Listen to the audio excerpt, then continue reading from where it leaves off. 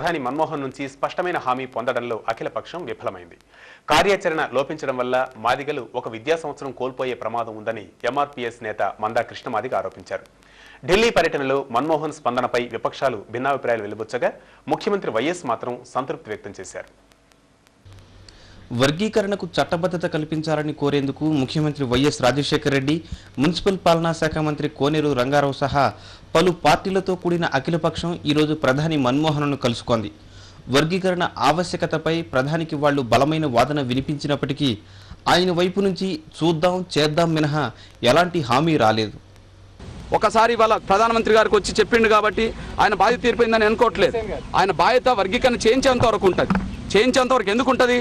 ఏదన్నా ప్రధాన రాజకీయ పార్టీ ఈ వర్గీకరణకు వ్యతిరేకంగా ఉంటే నిజమే పలానా పార్టీ వ్యతిరేకంగా ఉన్నది కాబట్టి నేనేం చేయాలని అనడానికి అవకాశం ఉన్నది.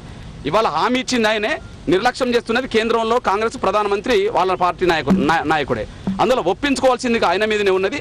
అన్ని రాజకీయ పార్టీలు స్పష్టంగా మరొకసారి చెప్పినప్పుడు ముఖ్యమంత్రి మరొకసారి చొరవ తీసుకొని వెంటనే బిల్లు ఆమోదం పొందే విధంగా కృషి చేయాలని మేము కోరుతున్నాం. అనేక సంవత్సరాలుగా మేము చెప్తా ఉన్నాం. దీన్ని సంపూర్ణంగా ఇప్పటికైనా కూడా ప్రధానమంత్రి గారు భారతదేశ వ్యాప్తంగా ఈ సమస్యను జోడించి లేదా లింక్ చేసి ఆలోచించకుండా ఆయా రాష్ట్రాలకే మరి అధికారం అప్పచెప్పేటువంటి పద్ధతులు ఆలోచించి మరి ఆ రాష్ట్రాలు వాళ్ళ పరిధిని బట్టి వాళ్ళ పరిస్థితిని బట్టి వాళ్ళు అమలు చేసుకునేదానికి కొన్ని రాష్ట్రాల్లో ఈ ఎస్సీ వర్గీకరణ అవసరం లేకపోవచ్చు, కొన్ని రాష్ట్రాల్లో అవసరం ఉండొచ్చు. ఆంధ్రప్రదేశ్ లాంటి వాటికి ఏగ్రీవంగా తీర్మానం చేసుకున్నాం.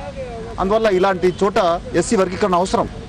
అయితే ముఖ్యమంత్రి వైఎస్ఆర్ మాత్రం విద్యా సంవత్సరం నష్టపోకుండా అన్ని చర్యలు తీసుకుంటామని హామీ ఇస్తున్నారు.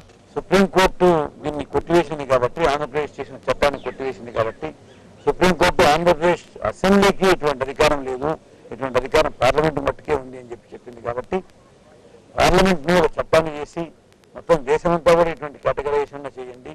ఒకవేళ కొన్ని రాష్ట్రాల్లో అటువంటి పరిస్థితి తీసుకురావడానికి అభ్యంతరం ఉంటే ఏ రాష్ట్రానికి సంబంధించిన పరిస్థితులను బట్టి ఆ రాష్ట్రాలకు ఫ్రీడమ్ ఇచ్చి మరి స్వాతంత్రాన్ని ఇచ్చి ఆ రాష్ట్రంలో అవసరమైన చోట ఇటువంటి చట్టాన్ని చేసుకోవడానికి అవకాశం ఇవ్వని చెప్పి కోరటం జరిగింది. ప్రధానమంత్రి గారు దీని గురించి మిగిలిన పార్టీలతో కూడా మాట్లాడి ఏం చేయగలుగుతానో అది ఎంత తొందరగా వీలుంటే అంత తొందరగా తప్పకుండా చేస్తాను. నాకు కూడా ఈ సమస్య విషయం తెలుసు. ఏదో విధంగా దీన్ని పరిష్కరించాలని ఆలోచన నేను చేస్తున్నాను. ఎస్సీ వర్గీకరణపై ప్రధాని ప్రకటన పట్ల మాల మహానాడు హర్షం వ్యక్తం చేసింది. రాజ్యాంగ పద్ధతి